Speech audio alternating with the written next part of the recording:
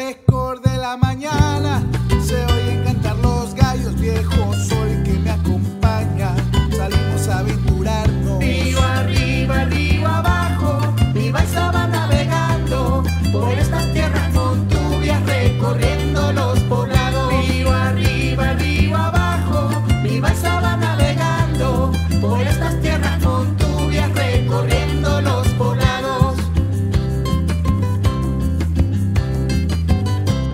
Navío de palo de balsa, los troncos bien amarrados, teniendo chocita de caña con su techo de bijao. Río arriba, río abajo. Nuevamente en un programa más de Río Arriba, Río Abajo, la cultura fluye.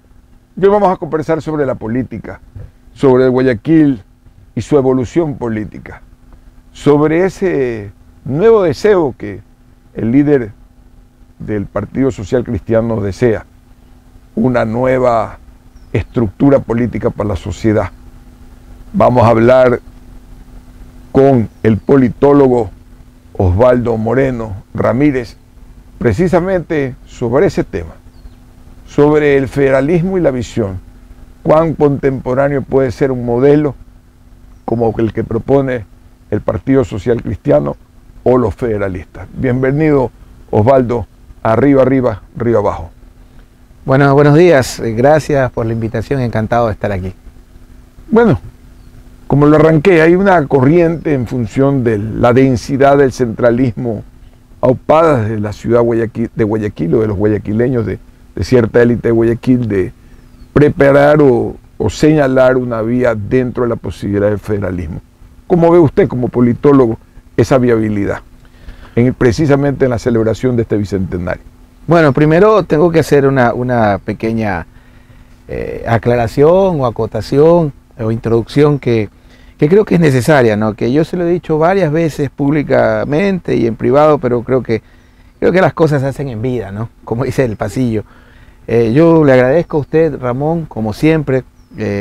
Considero que no hay generador de opinión de mi generación que no haya iniciado sus primeros acercamientos en la opinión pública sin ningún tipo de cuestionamiento, condicionamiento, que no sea el de tratar de exponer nuestros talentos. Así que gracias, Ramón, lo que usted ha hecho por mi generación, y estoy seguro por las que me están siguiendo, dentro de lo que fue el espacio web de Radio Tropicana. Mis primeras entrevistas yo las empecé ahí, y siempre se lo agradezco cuando era estudiante, y siempre nos dio el espacio ahí. Y ahí creo que para mí empezó todo. De verdad que muchísimas gracias, Ramón, porque esas cosas no se ven en un medio a veces complicado y reducido. Sobre lo que usted me dice, bueno, algo que aprendí desde Tropicana es que no utilizo los medios o los espacios de opinión para hacer relaciones públicas, ni para caerle bien o mal a la gente. Mi única preocupación de caerle bien o mal es a mi mujer y a mi esposa, y a mi mamá, perdón. El resto trato de ser lo más sincero y transparente. Yo creo que el tema del federalismo es una fantasía tuitera.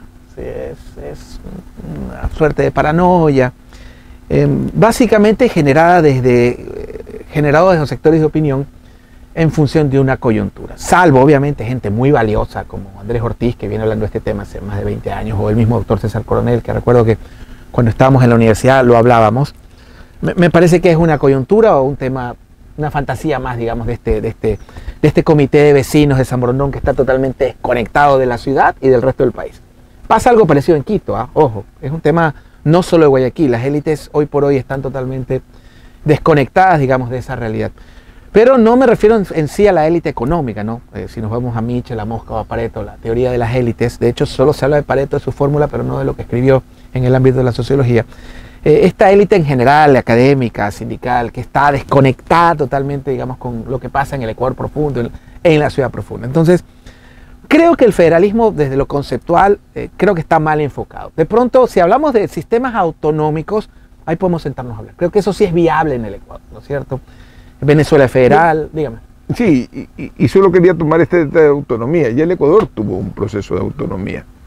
Votado, consensado, se autorizó el proceso, sin embargo, en algunos se habló de que los cantones tomaban las autonomías a la carta y no asumieron durante ese largo proceso hasta que vino la nueva constitución la autonomía real y su funcionalidad. ¿Qué piensa en que por un lado se desea el algo y por el otro lado se aborta el deseo realmente de construir autonomía? A ver, el Estado unitario a nosotros nos costó, para mí, oye, ojo, estamos hablando de alguien que sí cree en el federalismo como tal. Lo que pasa es que creo que lo estoy describiendo cómo se lo está abordando o conceptualizando. Para mí el Estado unitario nos costó el proyecto civilizatorio. Y en eso no hemos tenido muchas coincidencias en ese sentido. Yo sí me considero, como lo fue un guayaquileño extraordinario de todos los tiempos, Antonio Parra Velasco, yo también soy un bolivariano compulsivo.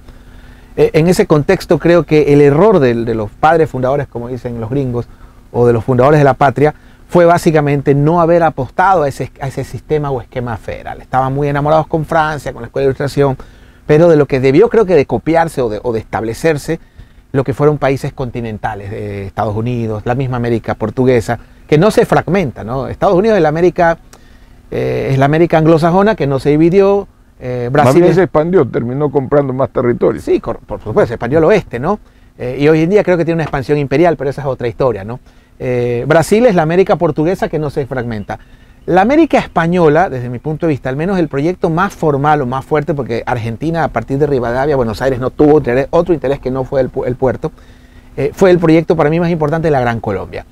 Y ese proyecto, del que fuimos parte, creo que cometió el primer error al haber, digamos, el centralismo, no sé si la oligarquía bogotana es la palabra, al no haber entendido el momento histórico, y eso tuvo una gran baja, que fue Venezuela, otra posterior, que fue el Ecuador. De hecho, el primer Ecuador de 1830 no es un estado independiente, es el Ecuador en Colombia. La verdadera independencia y autonomía total de la patria empieza en 1835 en Ambato, cuando hay ya una desconexión total con Colombia, ¿no es cierto? Entonces, ese esquema federal, digamos, creo que debió aplicarse cuando se tuvo el proyecto extraordinario que era la Gran Colombia. Ahora, volviendo al siglo XX y al XXI, dentro del esquema lo que planteamos como una federación en función de que no recibimos lo mismo que aportamos, a ver, si vamos en ese contexto, vamos a crear los Emiratos Shoaras Unidos, pues, ¿no? Entonces, el Lago Agrio va a ser la capital de la República, va a ser el próximo Dubái, ¿no es cierto? Creo que por ahí no va. Ahora, un esquema autonómico, más allá de lo que planteó Humberto Mata en su momento, y que se adhirieron muchos sectores políticos, que no pasó de la consulta que obtuvo 80 y tanto %, yo creo que un esquema autonómico basado en lo que sucede en Alemania, que usted conoce mejor que yo, lo que sucede en España, que es más afín a nosotros, yo creo que sería la vía en este momento de lo que podría plantearse. Sin embargo, no se puede homologar, y discúlpeme la interrupción, claro, por favor, el modelo español del alemán. El modelo español es real centrista, todo mana y crece en Madrid. Alemania realmente es una estructura federal muy funcional, muy clara, correcto. Donde la educación está descentralizada, donde la mayoría de los actos de autonomía política están en sus Länder, en sus pequeñas... Exactamente, en tanto usted ve que en España ensayaron el modelo autonomista, sin embargo hay una visión fracturadora permanente, catalán queriendo disolverse del Estado, los vascos también en esa posición, es decir, no lograron un modelo, claro. Querido Osvaldo. El tema del nacionalismo viene de los inicios de los tiempos, sí. Sobre todo en estos pueblos, ¿no? Porque si hablamos de Ecuador como tal, es una invención de una misión de 4 franceses que vinieron de paseo a Quito, la pasaron súper bien y midieron algo, ¿no es cierto? Esa misión geodésica francesa que terminó siendo la inspiración para inventarse lo que se llama un estado tapón en materia de relaciones internacionales, lo que puede ser Uruguay. Para que no haya un conflicto entre las dos potencias, Argentina y Brasil, se creó el Uruguay. De hecho, Artigas cuando muere, hasta ahora nadie entiende por qué Artigas es el padre del Uruguay, si él renegaba del Uruguay. El Ecuador es algo parecido, se creó como un estado para que no haya un conflicto entre Colombia y Perú. Y ojo, entre el sur y el norte, exacto. Realmente, entre Bolívar y San Martín, en alguna forma. Ahí puede haber una discusión, pero ojo, no porque uno critica o describe lo que ama, deja de amarlo. Pues, ¿no? Cuando uno crece, se enoja con los padres y no por eso deja de amarlo. Y estoy seguro que los padres también se enojan con los hijos y no dejan de amarlo. Sobre Bolívar y San Martín, creo que hay mucha ficción. Pero volvamos sin la ficción, porque si no nos desorientamos. Tranquilo. Y quería continuar en el tema de la autonomía. ¿Ve usted viable las propuestas del plebiscito que presenta Nebot como líder de Guayaquil? Es un líder refrendado en su votación permanentemente. ¿Ve usted, y realmente el problema de los municipios es la centralización de la renta? ¿Cuál es su opinión sobre esto? Yo creo que Nebot cometió un error al no haber postulado un candidato a presidencia. Una estructura política se sostiene desde el ejercicio de la política, desde la participación de sus cuadros, ¿no es cierto? Y el hecho de que, bueno, de no haber salido por razones muy personales, yo creo que hubo 2 factores que fueron. No se puede hablar de la consulta de Nebot si no se habla del proyecto fallido de Nebot. el Nebot 2021, tiene dos momentos para mí determinantes, ¿no? El primero, el haberse trepado en la tarima a defender a Moreno, creo que fue un error fatal. Tal es así que quien hizo la oposición en las calles al morenismo hoy en día son una alternativa muy seria para llegar a la presidencia, que son los indígenas. Ese es el primer error de Nebot, creo yo. Yo creo que más por un tema, Moreno trae el gobierno a San Borondón, se esconde en San Borondón, de hecho, porque no vino a Guayaquil, y Nebot, al treparse a la tarima a defenderlo, comete ese es el primer, digamos, más que el tema del páramo. Y el segundo error letal, creo yo, que ya no dependió de él, fue que la caja comunicacional del proyecto Nebot 2021 era hacer del Ecuador lo que hemos hecho en Guayaquil, y nadie en la pandemia quiso ser Guayaquil. Entonces, en ese escenario, cuando ya su proyecto se frustra, intentan, digamos, tener un candidato, negocian con varias opciones, hacen una primaria, digamos, un parapeto de primaria, y terminan respaldando al señor Lasso. Surge de ese respaldo, que parece para mí un matrimonio a la fuerza, un matrimonio donde, con todo cariño, mi Otto quiere salir en la foto, diciéndole un término coloquial, donde Álvaro Noboa no aparece, donde, digamos, ninguno de los actores de lo que debería legitimar esa coalición se consolidan. Sale Nebot con este proyecto de 9 preguntas que nadie sabe y que veo bastante complicado que eso prospere en lo venidero con cualquier gobierno. Vamos al respectivo corte comercial y enseguida volvemos en Río Arriba, Río Abajo. Este programa es transmitido con el auspicio de la Fundación Garza Roja y el Colegio Alemán. Enseguida estamos con ustedes nuevamente.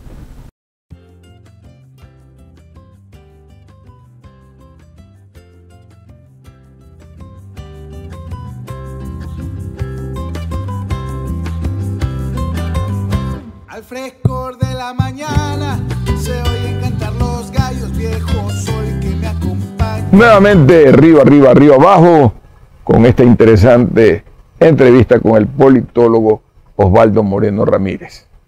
La pregunta de cañón dentro de este río, de estas confluencias, es cuál es el futuro político de la dirigencia guayaquileña.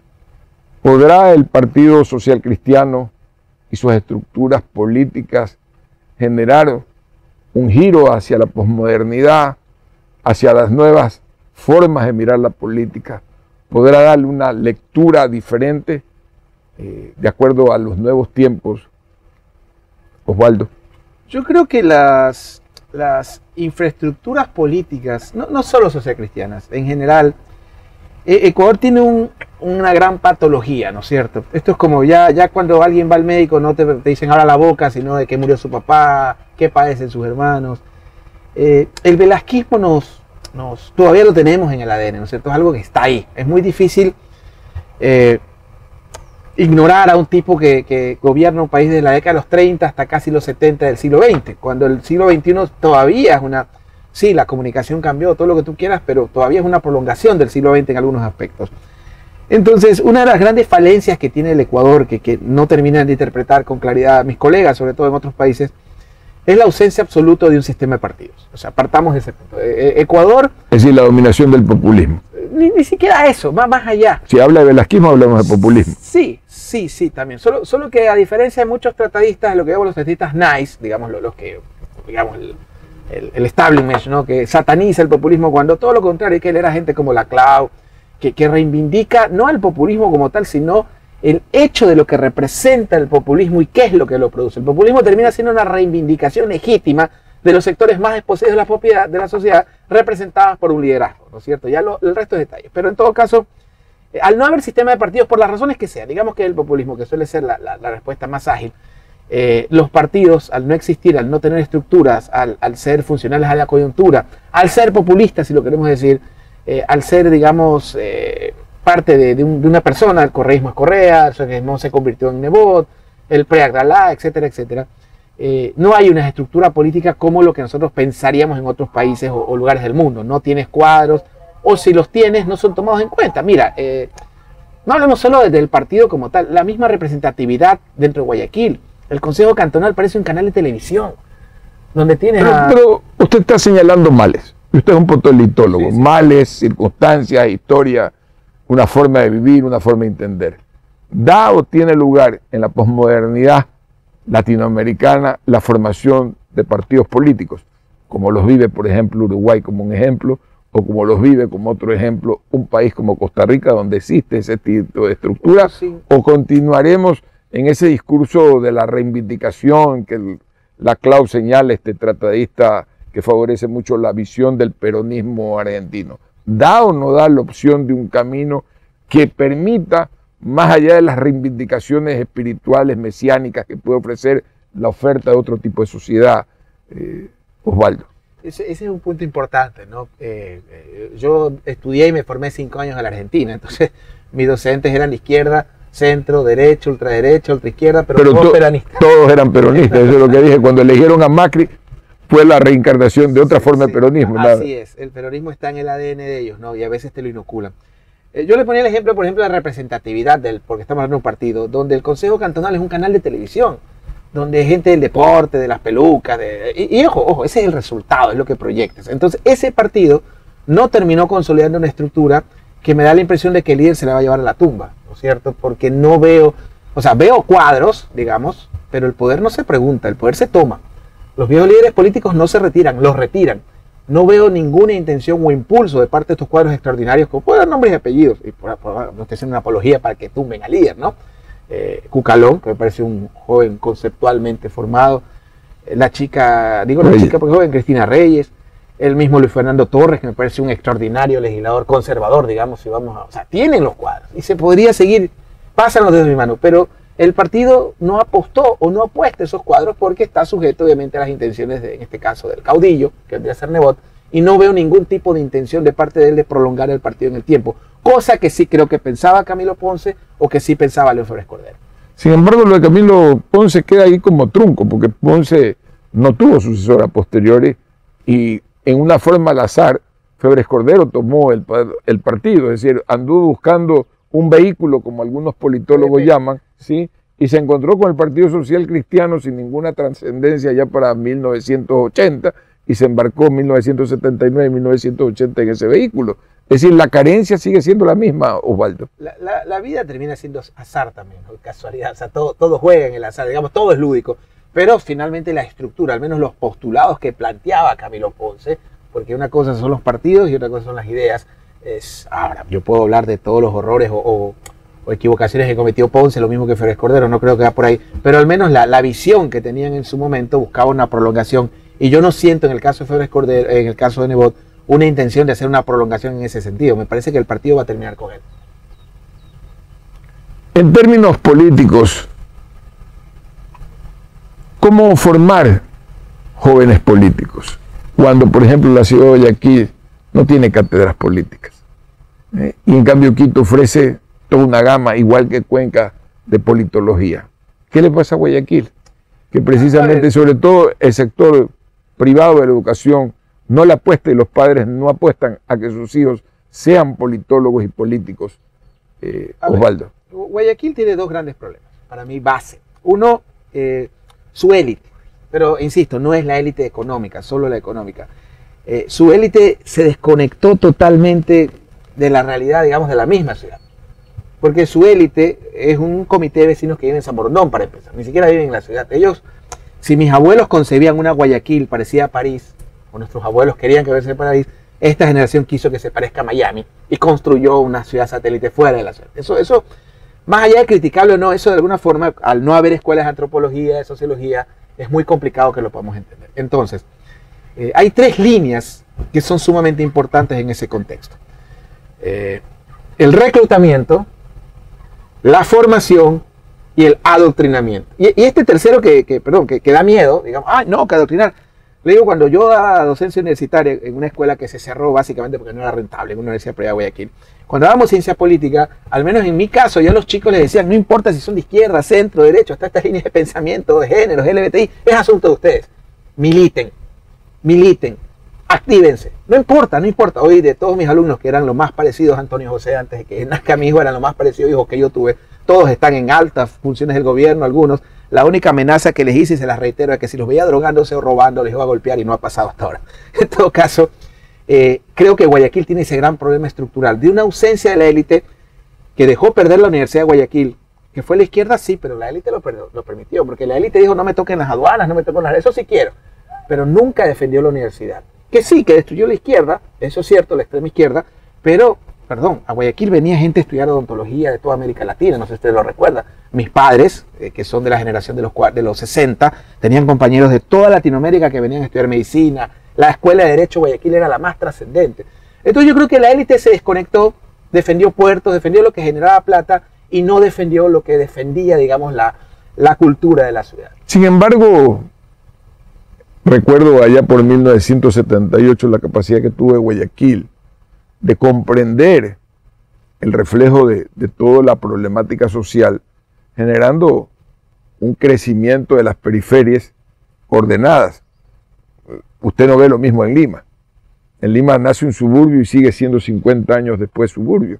En Guayaquil los suburbios de Guayaquil hoy día tienen precio de mercado y valor que en Lima no sucede. Es decir, sí hubo una visión populista iniciada por, recordarme a alguien, con el famoso Guevara Moreno, que a lo mejor emparenta con usted. ¿Sí? Él es de Chamo, nosotros somos de Colombia. Por eso, pero es de parentear por algún lado, de precisamente que una política populista que le dio a la gente propiedad y que aisló en alguna forma cualquier forma de comunismo. Se determinó esa visión, aunque algunos terratenientes en su momento se quejaban porque les dieron un sucre por metro cuadrado.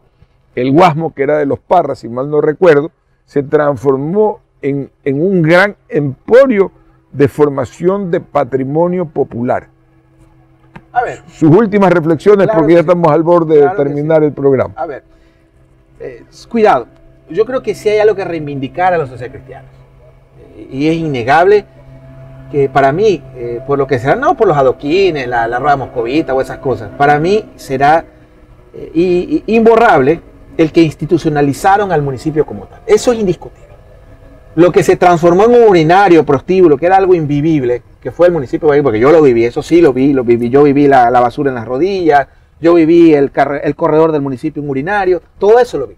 Ellos institucionalizaron como tal el municipio. El problema es cuando la gente que hace cosas buenas termina siendo el único parámetro, que es lo que hablaba usted, me explicaba hoy día en el desayuno, que en Alemania la base es la participación.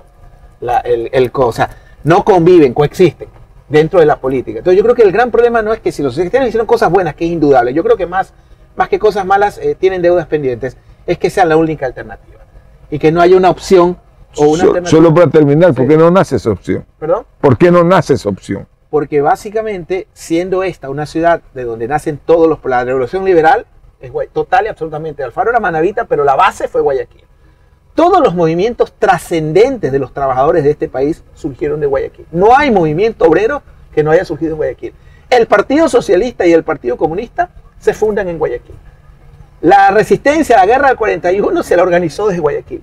La independencia continental, porque ojo, no era la independencia del Ecuador, de Perú, no, era la independencia, el enemigo no era Bolívar, eso es mentira. Al que le diga que Olmedo no quería a Bolívar, le da el canto Junín y me cuenta. La libertad continental se planifica en Guayaquil. Son manos guayaquileñas, es dinero guayaquileño y cerebros guayaquileños los que planifican el fin de la guerra continental que termina en Ayacucho, planificada desde Guayaquil. Lean las cartas a Bolívar sobre Guayaquil, después obviamente la bronca que tuvieron sin duda. Yo no puedo juzgar a un hombre por un tuit. Entonces, siendo Guayaquil la base de todos los movimientos trascendentes del país y del continente, creo que nuestras élites, pero en general, cuidado, no solo las que viven en Sambo, la élite económica, académica, todas las élites, le deben a esta generación y a este siglo ese espacio que ha tenido esta ciudad maravillosa donde todas las líneas de pensamiento se juntan, confluyen y finalmente construyen esta nación y en su momento el continente. Gracias, que tenemos aún deudas por resarcir.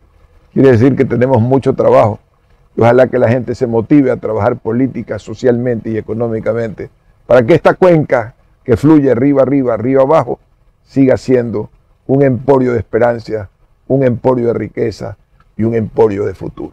Muchas gracias por vuestra sintonía. Nos ha acompañado Osvaldo Moreno Ramírez, politólogo. Y reciban ese siempre afectuoso saludo desde el Río Daule, donde transmitimos todos los días jueves este programa. Río arriba, río abajo. Adiós.